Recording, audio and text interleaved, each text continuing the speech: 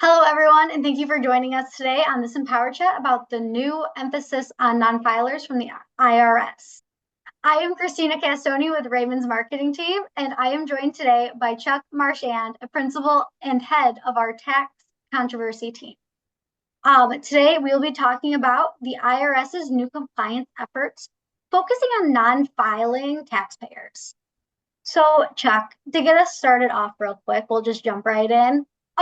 What is this new program that's being implemented by the IRS in regards to these non-filers?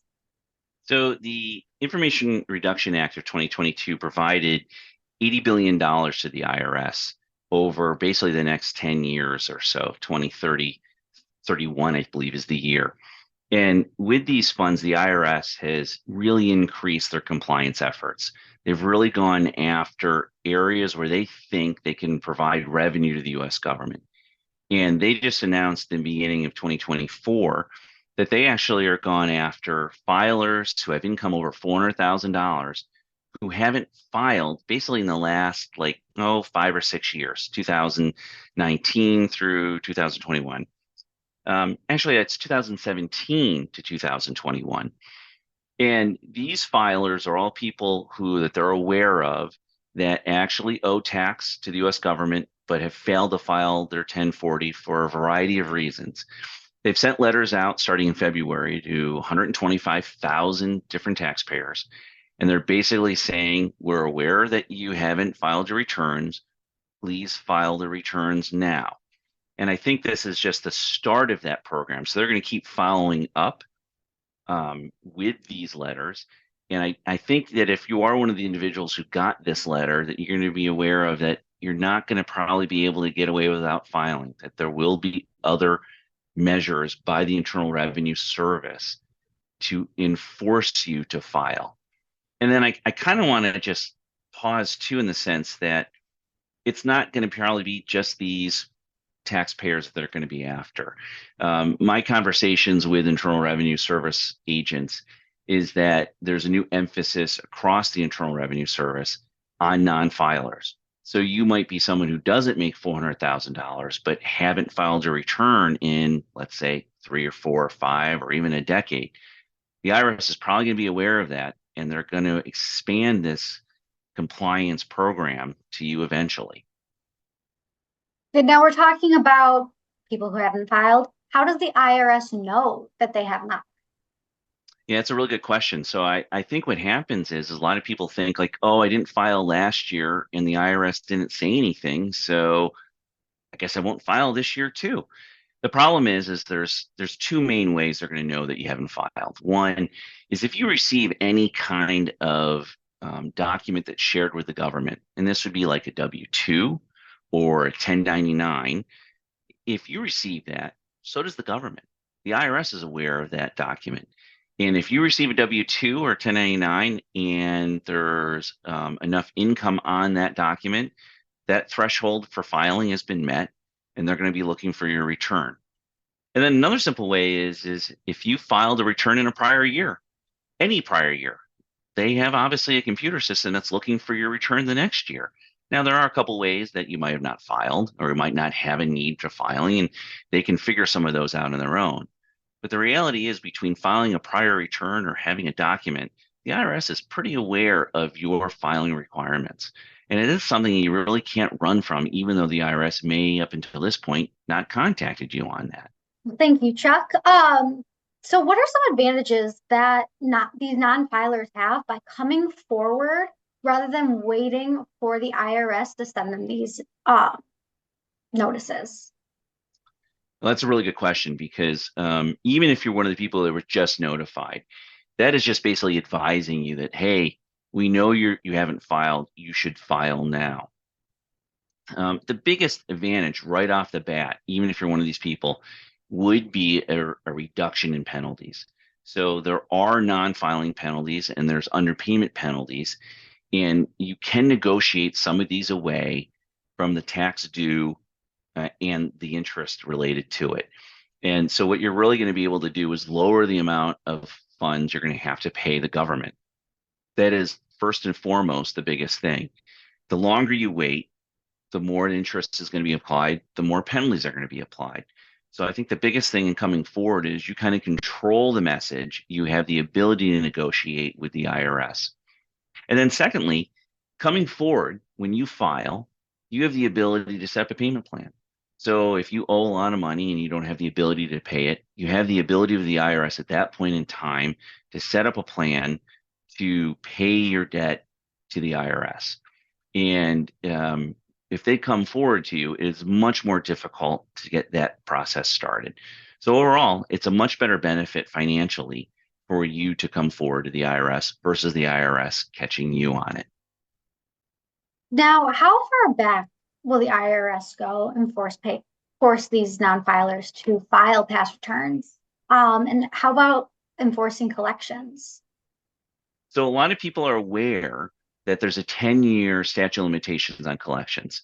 So in other words, if I filed in 2015 a return and I owe money on that, the government would only have until a little bit later, 2025, to actually accumulate those funds from me. And if I haven't paid, that debt just goes away.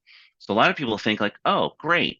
I didn't file a return in 2015. I'm almost there where they can't collect.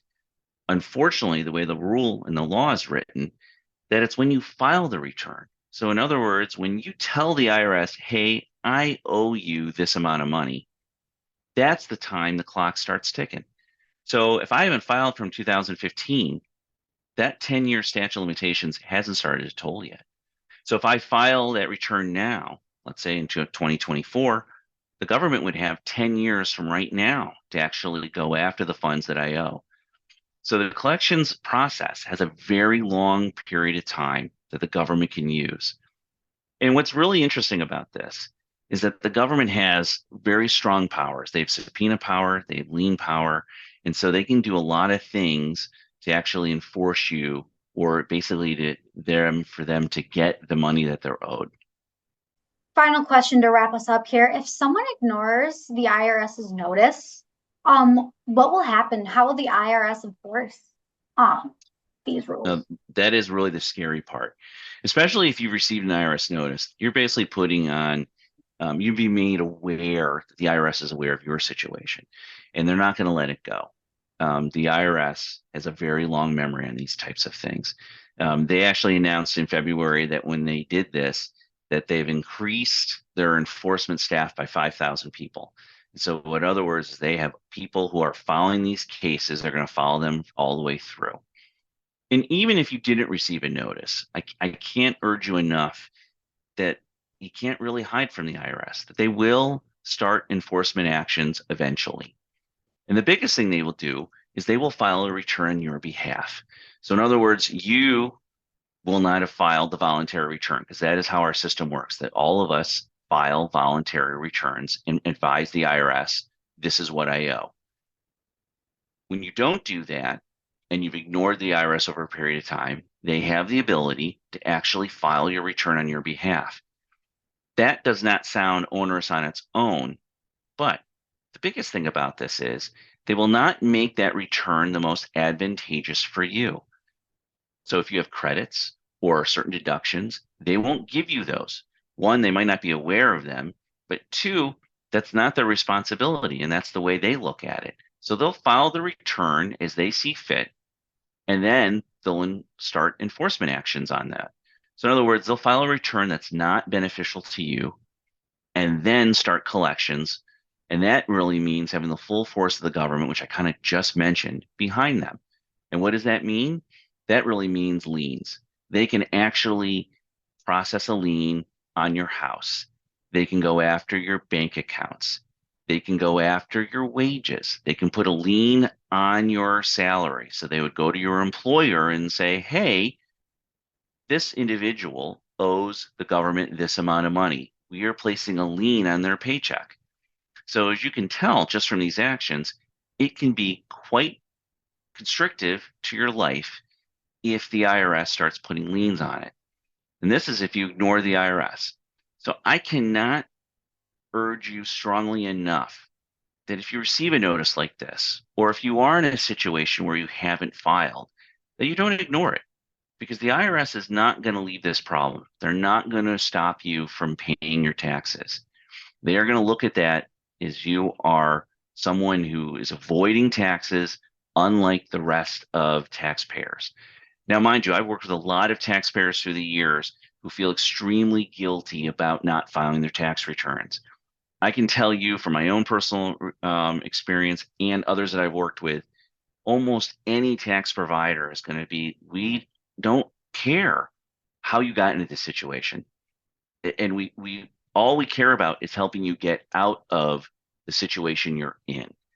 That is probably the biggest thing I can say to everyone, from Raymond, but to other tax providers too, that we're really here to help you get out of this situation. So don't beat yourself up that you haven't filed. Just realize that there is a way out. Well, thank you so much, Chuck, for walking us through this. We had some great information about the new compliance efforts that are going on. If any of our listeners today have any questions or would like to speak to one of our tax advisors, please feel free to reach out to us. Our tax advisors are always happy to help. And have a wonderful day, everyone. And thank you for joining today's Empower Chat.